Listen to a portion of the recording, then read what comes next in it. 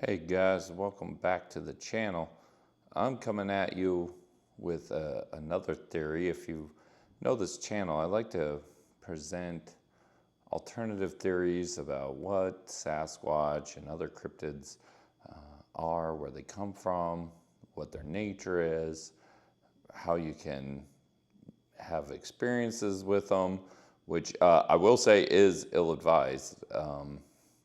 I know a lot of people think they want to have these experiences, but really when you have these experiences with cryptids or other creatures, there is a stigma attached to that.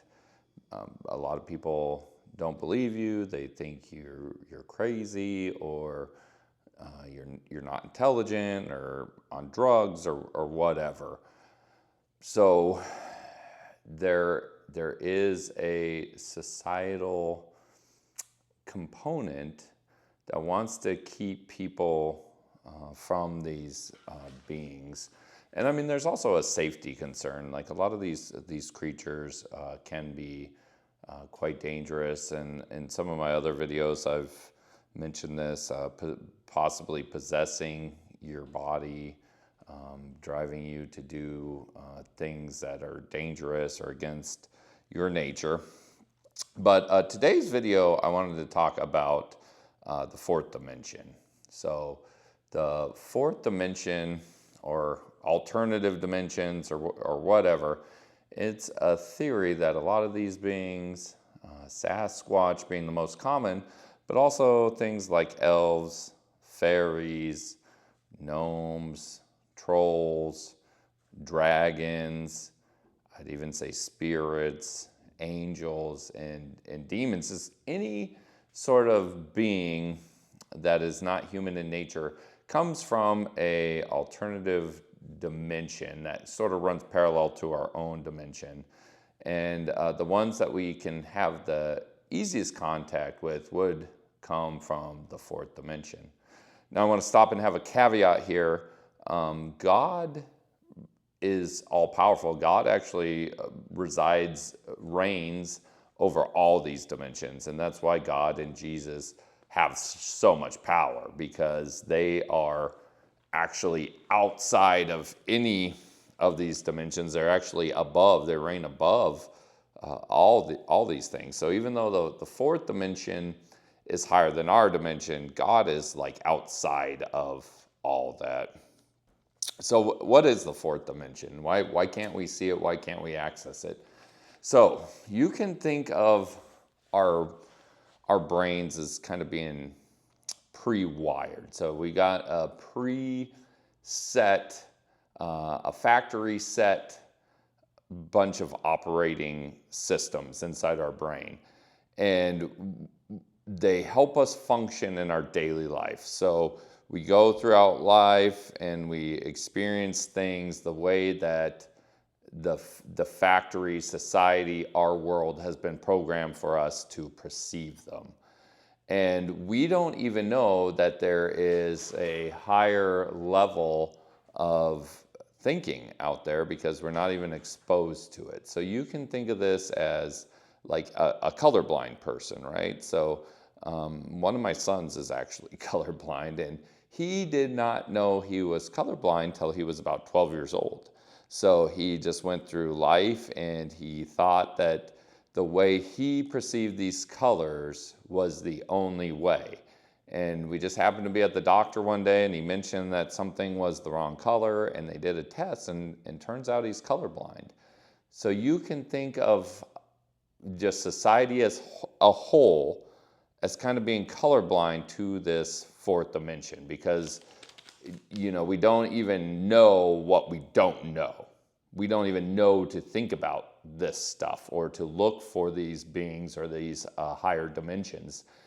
And there's something to that too. So a lot of people I encounter say, well, I go in the woods all the time. I hunt, I fish, I hike, I camp. Why haven't I ever experienced Sasquatch or experienced some of these fairy or troll spirits or whatever? Because they weren't out there looking for them, and they didn't know what to look for.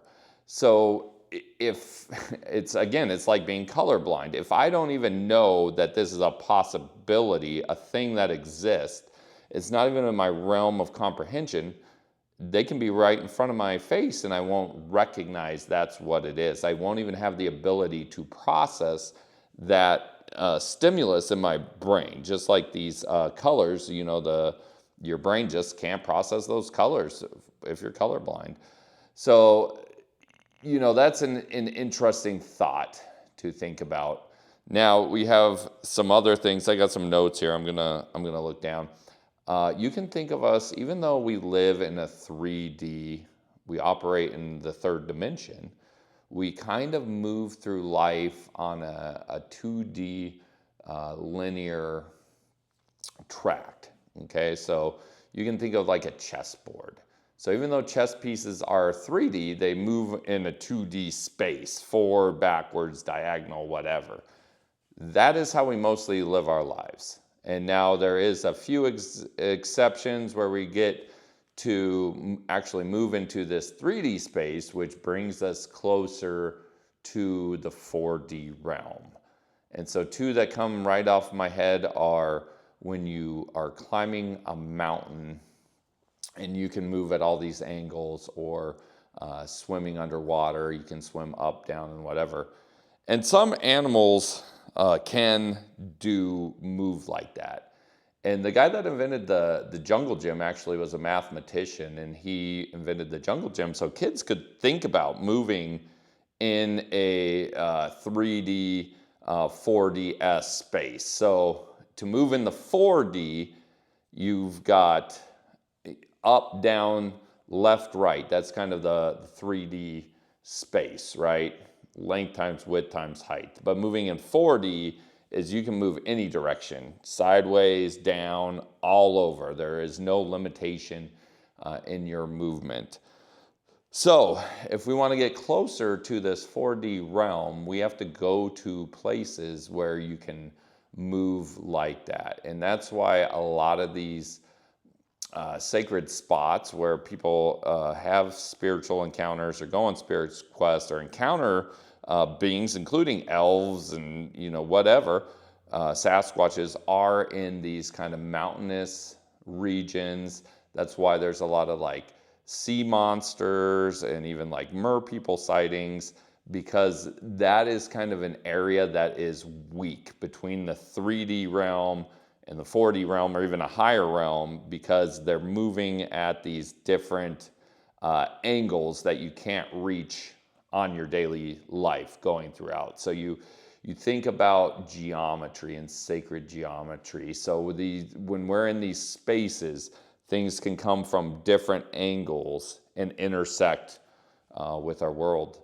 And if you think about it too, that kind of explains why these creatures are elusive to capture too, because we're kind of just getting glimpses of them. They're not really necessarily fully in this realm. They're just peeking in for a short time, intersecting our realm, and then they're back in that other 4D realm. Can those creatures materialize in our own dimension for extended times? I'm not sure, but they can definitely intersect, and that's when we get a glance. And I will also say, you talk about cultural blindness or whatever, and our brains being pre-programmed. Our ancestors used to report a lot more of encounters with these beings, including dragons, fairies, and they knew what to look for. So in those times, their brains were programmed to see these things more. And so the reportings were more prevalent, and I mean, really, it wasn't a fantasy. These were beings that our ancestors were experiencing. I also want to say a lot of scientists, mathematicians, they want to say the fourth dimension is time, and there is something to that. So if you can go to a place where there's really old rocks or really old trees, it is definitely an area that is stronger to have an encounter with these beings, because again, those objects are extending through time. They've existed for a lot longer than us.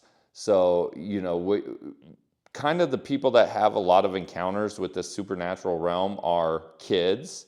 So kids used to, would say they would be blessed if they'd have an encounter with Sasquatch or some other supernatural creature, and old people, because they're getting close to the end. So young people are at the beginning of their spiritual journey. Old people are at the end, and they are getting closer to that next dimension. So really old trees that have been around forever, they are going out in this fourth dimension. They've experienced a lot more time than humans have.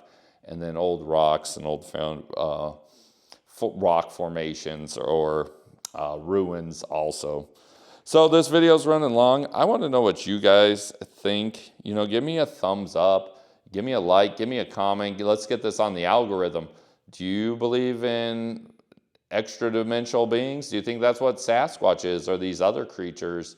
I think it explains a lot. I think there is some hard science to this, but that's not in the scope and sequence of this video. This is just a brief overview. If you're interested in the fourth dimension, you're gonna have to watch some other videos to get some more in-depth knowledge. And I'll see you guys next time. I hope you like the hike clips going during this video, and I'll see you later.